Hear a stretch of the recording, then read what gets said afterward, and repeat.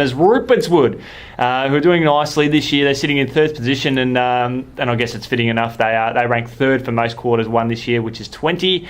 Their best quarters is equal with Romsey, where they've won 6, which is the best for the year. How have you seen their season? It's been quite an interesting one for Rupertswood. I have Rupertswood as finishing top 4 come the end of the season, and they're still sort of showing that.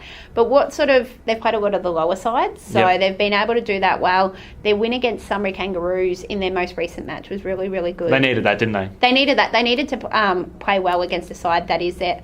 I think they had played Wallen as well, so they did that. They had lost to Romsey, and that. So it's quite interesting. I think the biggest thing for Rupertswood, we will find they're still adjusting. They don't have a key forward, and they rely on their midfielders and some of their smaller forwards to kick goals. So they've had to set up differently. They're starting to find that quick. Look, Sean Hetherington's kicked 5 on a few occasions. You've got Brett Chalmers has come down from defence a couple of weeks and played forward. He's kicked a few bags. So that's where they're sort of at. And you always look at Rupertswood, their other sides, their reserves are undefeated. Yep. And their under-18s are undefeated. Yep. So their depth is quite extraordinary. You mentioned about Sean Hetherington. He's kicked 18 goals to lead the way for them this year.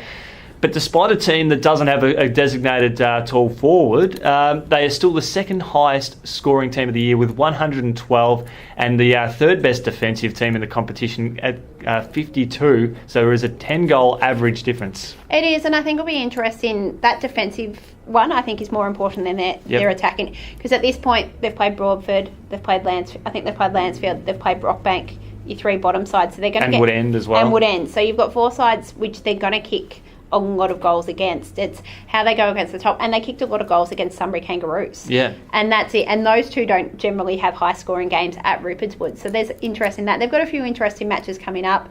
They were disappointing against Macedon, so next time they play Macedon they'll be wanting a better performance like that. They've still got to play Diggers Rest as well.